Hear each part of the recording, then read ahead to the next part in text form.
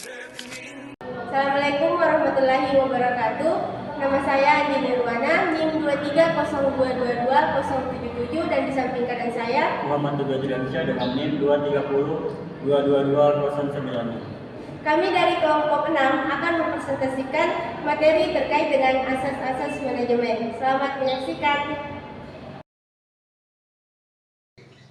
Halo teman-teman, sebelum kita membahas lebih jauh terkait dengan manajemen, terlebih dahulu kita harus mengetahui apa sih manajemen itu sendiri. Jadi manajemen ini itu berasal dari kata manage dan manager. Kalau manage itu adalah proses dan manajer itu adalah pelakunya. Kalau secara umum, manajemen itu adalah proses mengelola sumber daya yang ada untuk mencapai tujuan yang diinginkan. Nah, sumber daya yang dimaksud di sini ada 6 yang termasuk dari unsur manajemen itu sendiri. Yang pertama itu ada manusia, terus yang kedua ada material, yang ketiga ada metode, yang keempat ada mesin, yang kelima ada money, dan yang terakhir ada market. Selain 6 unsur ini, waktu juga berpengaruh terhadap suatu manajemen. Selanjutnya kita bahas tingkatan manajemen. Dalam sebuah manajemen ada 3 tingkatannya. Yang pertama ada top level, yang kedua ada middle level, dan yang terakhir ada lower level. Yang pertama kita bahas terkait dengan top level.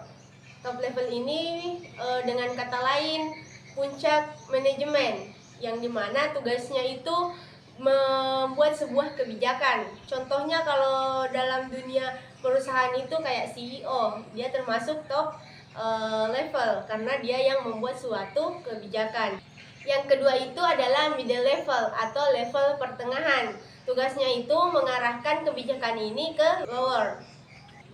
Kemudian yang ketiga itu adalah lower level atau tingkat terendah. Tugasnya itu adalah melaksanakan kebijakan yang telah dibuat oleh top level tadi. Jadi dia melaksanakan kebijakan tersebut, mengendalikan kebijakan tersebut kayak staf atau karyawan. Jadi begitu. Selanjutnya kita bahas terkait dengan prinsip-prinsip manajemen. Selanjutnya kita bahas terkait dengan prinsip manajemen. Jadi prinsip manajemen itu ada pembagian kerja, ada kesatuan komando atau perintah, masing-masing memiliki tanggung jawab, pemusatan, hierarki, ketertiban, keadilan dan kejujuran, stabilitas karyawan, prakarsa, semangat kesatuan, dan sebanyak yang lainnya. Ketika kita menerapkan prinsip-prinsip dari manajemen ini, maka suatu perusahaan itu akan berjalan dengan baik. Jadi penting kita menerapkan prinsip-prinsip manajemen dalam suatu perusahaan. Apa sih tujuannya ketika kita menerapkan manajemen dalam suatu perusahaan? Yang pertama itu adalah efektivitas dan efisiensi pekerjaan. Kemudian yang kedua untuk meminimalisir keuangan atau biaya dalam suatu perusahaan. Kemudian yang ketiga untuk keberlangsungan perusahaan atau organisasi. Nah, itu tadi tujuan dari manajemen. Kemudian ada aspek-aspek manajemen. Yang pertama ada manajemen keuangan, manajemen sumber daya manusia, manajemen waktu, manajemen pemasaran, manajemen proyek, manajemen strategis, dan masih banyak manajemen yang lain. Selanjutnya kita bahas terkait dengan fungsi-fungsi manajemen. Jadi fungsi manajemen di sini tuh ada 5, mulai dari perencanaan, pengorganisasian, pengarahan, koordinasi, dan pengendalian. Yang pertama itu adalah perencanaan. Perencanaan di sini bagaimana kita merencanakan perusahaan ini agar berjalan dengan baik ke depannya. Bagaimana kita merencanakan agar tujuan dari organisasi ini bisa tercapai. Kemudian yang kedua tadi ada pengorganisasian. Di sini dilakukan pembagian kerja. Jadi karyawan-karyawan di sini diberikan pekerjaan sesuai dengan skillnya masing-masing. Kemudian yang ketiga ada pengarahan, bagaimana kita memberikan motivasi, memberikan pengarahan kepada karyawan. Yang keempat ada koordinasi, bagaimana seorang manajer ini memastikan agar semua karyawan terlibat dalam sebuah kegiatan dalam suatu perusahaan tersebut. Kemudian yang terakhir ada pengendalian. Yang terakhir ini yaitu kita melakukan sebuah evaluasi. Apa sih yang kurang dari kegiatan ini? Apa sih yang menjadi kelebihan? Di mana kekurangan ini kita tutupi nantinya ketika kita melakukan kegiatan lagi, dan bagaimana kelebihan ini kita pertahankan agar sebuah organisasi ini bisa berkembang dengan baik. Selanjutnya, transisi manajemen membangun keunggulan melalui manusia. Manusia ini menjadi modal utama bagi suatu perusahaan, karena tanpa adanya manusia maka perusahaan ini tidak dapat berjalan. Apapun yang direncanakan, tetapi ketika tidak ada manusia yang menjalankan apa yang sudah kita rencanakan, maka perusahaan ini juga tidak dapat berjalan begitu. Terus sebagai perusahaan juga harus memberikan tunjangan kepada karyawannya, seperti memberikan pelatihan atau memberikan sebuah motivasi, memberikan reward, agar karyawannya ini bisa semangat bekerja. Ketika karyawan semangat bekerja, maka perusahaan juga yang akan mendapatkan sebuah keuntungan. Selanjutnya kita bahas terkait dengan sejarah manajemen. Dalam sejarah manajemen, tidak diketahui pasti siapa pencetus, kapan diperkenalkan adanya manajemen. Tetapi yang pasti ilmu manajemen ini sudah ada sejak dahulu kala. Buktinya itu bisa kita lihat dengan adanya piramida atau bangunan Ka'bah yang menggambarkan aktivitas teratur dan bertahap, dan tentu ada penerapan manajemen di dalamnya. Ada beberapa peristiwa penting yang menandai mulai timbulnya ilmu manajemen. Di antara peristiwa penting itu terjadi di abad 20, di mana pada tahun 1776 seorang tokoh ekonomi yang bernama Adam Smith memberikan pandangan-pandangannya bagaimana cara peningkatan produktivitas suatu perusahaan. Yang pertama, dia mengatakan bahwa pembagian kerja. Dia memberikan tanggapan bahwa cara meningkatkan produktivitas adalah dengan pembagian kerja, yang dimana pembagian kerja ini tentu termasuk dalam sebuah pengorganisasian. Kemudian peristiwa yang kedua yaitu evolusi industri di Inggris. Ini menandai dimulainya penggunaan mesin sebagai pengganti tenaga manusia. Peristiwa ini dianggap sebagai salah satu mulai timbulnya penerapan ilmu manajemen.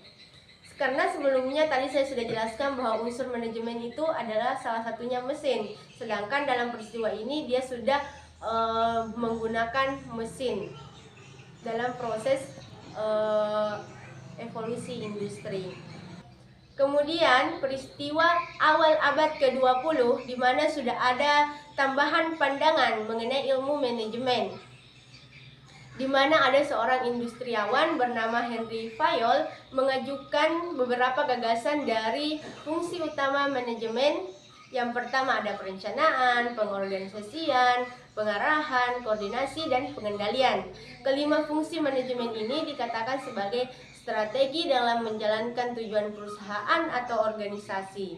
Jadi pencetus fungsi-fungsi manajemen itu adalah Henry Fayol. Jadi itu mungkin sejarah singkatnya ya terkait dengan manajemen. Selanjutnya kita bahas submateri terkait dengan lingkungan dan budaya organisasi. Apa sih itu lingkungan dan apa sih itu budaya? Jadi lingkungan itu adalah elemen yang mempengaruhi sebuah organisasi atau suatu perusahaan. Kalau budaya itu bisa dikatakan sebagai nilai, pandangan, atau sebuah kebiasaan. Nah, dalam sebuah organisasi, ketika kita berbicara terkait dengan lingkungan, ada dua lingkungan. Yang pertama itu ada lingkungan internal dan yang kedua ada lingkungan eksternal. Apa sih yang termasuk dalam lingkungan internal itu? Yaitu manajemen, places, dan kultur. Kalau yang termasuk dalam lingkungan eksternal itu ada customer, ada supplier, laba, market, composition, hukum, sosial, ekonomi, teknologi, internasional, dan pemerintah. Selanjutnya kita bahas terkait dengan budaya dalam suatu perusahaan. Jadi seperti yang saya jelaskan tadi bahwa misalnya budaya itu bisa dikatakan sebagai nilai, bisa dikatakan sebagai pandangan, bisa dikatakan sebagai kebiasaan. Jadi contoh budaya dalam suatu perusahaan itu misal evaluasi rutin setiap minggu atau setiap bulan, setiap tahun. Kemudian pembagian makanan gratis misalnya setiap hari Jumat. Kemudian budaya dalam cara berpakaiannya diatur, misalnya setiap hari Senin sampai Rabu berpakaian putih, Kamis sampai Sabtu berpakaian batik. Kemudian contoh lainnya itu misal memberikan reward kepada karyawan yang mencapai target yang sudah ditentukan, dan masih banyak budaya-budaya yang lain. Nah, jadi antara budaya dan lingkungan itu sangat berpengaruh dalam suatu organisasi. Jika budaya yang diterapkan itu positif, maka hasil kinerja karyawan juga baik. Jadi seperti itu teman-teman sekalian. Nah, submateri selanjutnya yaitu perencanaan dan pengambilan keputusan. Perencanaan adalah proses menentukan tujuan organisasi dan cara terbaik untuk mencapainya. Sedangkan pengambilan keputusan adalah proses memilih tindakan terbaik di antara berbagai alternatif untuk mencapai tujuan tersebut. Langkah-langkah dalam perencanaan dan pengambilan keputusan meliputi 1. Menentukan tujuan, 2. Menganalisis situasi saat ini, 3. Mengidentifikasi berbagai alternatif, 4. Mengevaluasi alternatif, 5. Memilih alternatif terbaik, 6. Menerapkan keputusan, 7. Mengawasi dan mengevaluasi hasil keputusan. Strategi organisasi adalah rencana menyeluruh dan memandu organisasi dalam mencapai tujuan jangka panjang. Strategi ini mencakup analisis lingkungan internal dan eksternal, penetapan tujuan, serta alokasi sumber daya untuk mencapai tujuan tersebut. 3 tingkatan strategi ini dalam organisasi adalah 1. Strategi korporat, berfokus pada keseluruhan organisasi. 2. Strategi bisnis, berfokus pada cara bersaing dan pasar tertentu. 3. Strategi fungsional, berfokus pada peningkatan efisiensi dan efektivitas dan fungsi spesifik. Keahlian manajer membutuhkan berbagai keahlian untuk menjalankan tugas mereka dengan efektif. Antara lain 1. Keahlian teknis, pengetahuan dan kemampuan dalam bidang tertentu. 2. Keahlian interpersonal, kemampuan untuk berkomunikasi dan bekerja sama dengan orang lain. 3. Keahlian konseptual, kemampuan ini untuk memahami dan mengelola aspek-aspek abstrak dari organisasi. 4. Keahlian pengambilan keputusan, kemampuan untuk memilih solusi terbaik dan berbagai alternatif. Manajemen konflik dan komunikasi. Manajemen konflik melibatkan identifikasi dan penanganan konflik secara konstruktif. Langkah-langkah dalam manajemen konflik meliputi 1. Mengidentifikasi sumber konflik, 2. Menganalisis konflik, 3. Mengembangkan strategi untuk menyelesaikan konflik, 4. Mengimplementasi strategi tersebut, 5. Memantau hasil penyelesaian konflik. Nah, di bagian komunikasi adalah proses pertukaran informasi antara individu atau kelompok. Komunikasi yang efektif mencakup 1. Pengiriman yang jelas, 2. Pesan yang mudah dipahami, 3. Saluran komunikasi yang tepat, 4. Penerima yang responsif, 5. Umpan balik atau untuk memastikan pesan diterima dengan benar. Adapun manajemen sumber daya manusia atau SDM adalah proses mengelola orang-orang dalam organisasi untuk mencapai keunggulan kompetitif. Fungsi-fungsi ini atau fungsi-fungsi utama dalam manajemen SDM meliputi 1. Rekrutmen dan seleksi, 2. Pelatihan dan pengembangan, 3. Manajemen kerja, 3. 4. Kompensasi dan tunjangan, 5. Hubungan karyawan dan manajemen. Adapun karakteristik individu sebagai esensi dalam organisasi. Karakteristik individu seperti kepribadian, sikap, nilai, dan keterampilan sangat penting dalam menentukan bagaimana mereka berperilaku dalam organisasi. Faktor-faktor individu yang mempengaruhi perilaku organisasi meliputi 1. Kepribadian, sifat-sifat psikologis yang mempengaruhi bagaimana individu berinteraksi dengan lingkungannya. 2. Sikap, evaluasi atau perasaan positif atau negatif terhadap objek atau ide tertentu. 3. Nilai, keyakinan dasar untuk memandu tindakan dan penilaian seseorang. 4. Keterampilan atau kemampuan yang dimiliki individu yang dapat digunakan untuk melaksanakan tugas dan mencapai tujuan. Dengan pemahaman yang mendalam tentang setiap aspek ini, organisasi dapat lebih efektif dalam merencanakan pengambilan keputusan dan mengelola sumber daya manusia mereka. Itulah pemaparan materi dari kelompok kami, semoga bermanfaat. Lebih dan kurangnya mohon dimaafkan. Assalamualaikum warahmatullahi wabarakatuh.